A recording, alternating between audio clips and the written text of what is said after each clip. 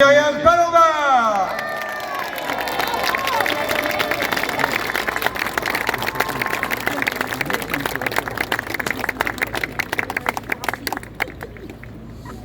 Bonjour à tous. Alors pour commencer, on va tous crier ensemble « Vive la paix !» Alors moi, pour commencer, je voudrais savoir pourquoi M. Emmanuel Macron veut aller faire la guerre en Ukraine. Certainement pour son ami Zelensky. Alors, on va remettre un peu l'église au milieu du village. Qui est Zelensky? Lui aussi. J'allais dire un saltimbanque qui jouait de la guitare tout nu, qui est trempé dans les Pandora Papers. Je ne sais pas si vous savez, hein, il a mis de l'argent à l'ombre et il continue avec nos impôts et nos sous, bien évidemment. Quelqu'un qui adore M. Bandera, vous savez, cette espèce de nazi, qui pendant la Seconde Guerre mondiale a collaboré avec l'ennemi. Pourquoi M. Macron veut faire la guerre? Pour une dame qui s'appelle Ursula von der Leyen, qui n'a aucune légitimité et qui a été virée d'Allemagne quand elle était ministre de la Défense parce qu'elle était corrompue avec tous ses petits potes de l'armement. Et puis après, vous savez l'histoire, elle a fait la même chose avec ses copains de Big Pharma. Alors c'est Trump Hitler. Bon, c'est vrai. Je savais pas. C'est ce qu'a dit M. Attali d'ailleurs. Merci à vous de m'avoir soutenu sur Twitter parce qu'il a enlevé son tweet. M. Attali, la girouette. Alors moi j'aimerais dire quelque chose à tous ceux-là qui sont dans les immeubles.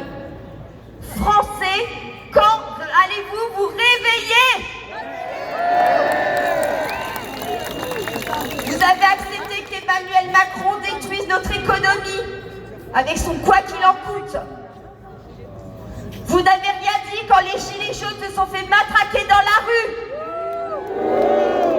Vous n'avez rien dit quand le convoi de la liberté pendant la pandémie a été également matraqué dans la rue. Vous n'avez rien dit quand les prix ont augmenté à cause de l'Union européenne, notamment de l'électricité, et que d'énormes entreprises ont dû faire faillite. Vous n'avez rien dit. Vous n'avez rien dit quand ils ont augmenté nos impôts pendant que s'augmentaient à l'Assemblée et au Sénat. Vous n'avez rien dit. Vous n'avez toujours rien dit quand les agriculteurs crèvent à cause de l'Union européenne. Vous n'avez rien dit quand ils ont fermé des chaînes comme C8, mais aussi comme Sputnik ou RT France. Vous n'avez strictement rien dit quand ils atteignent ils veulent mettre fin à la liberté d'expression avec leur truc DSA. Ça m'énerve.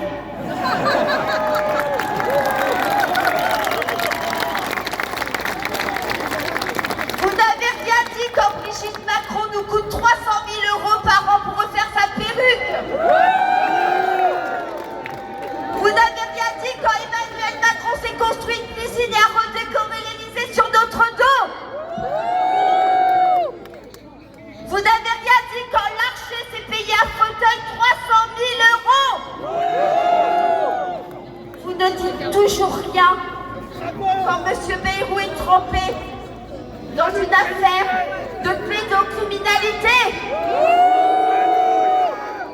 Et vous ne dites encore rien quand nos enfants ne sont même plus en sécurité dans les écoles. Alors Français, c'est quand vous vous bougez.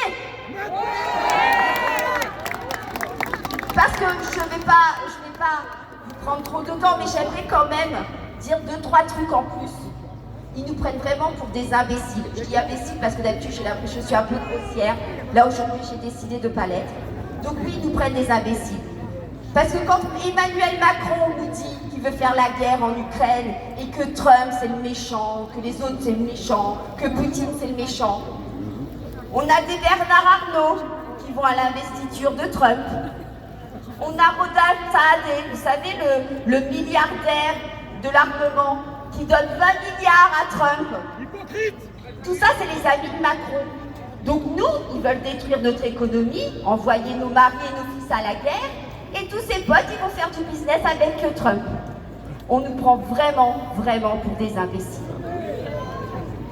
Alors pour finir, à ces Français qui dorment chez eux, je leur rappellerai juste que la loi de programmation militaire a été changée comme par hasard en 2023 et qu'aujourd'hui, sous simple décret, le Premier ministre peut réquisitionner bien et personne. Alors réfléchissez.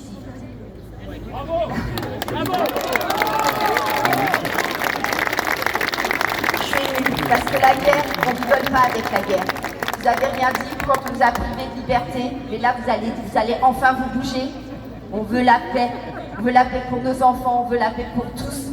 Et on ne veut pas la guerre pour que les copains de Macron, d'Ursula von der Leyen aillent s'enrichir. Alors aujourd'hui, j'en appelle à la désobéissance civile. Macron n'est pas notre président. La démocratie, nous la veulent, alors on va la récupérer, quoi qu'il nous en coûte.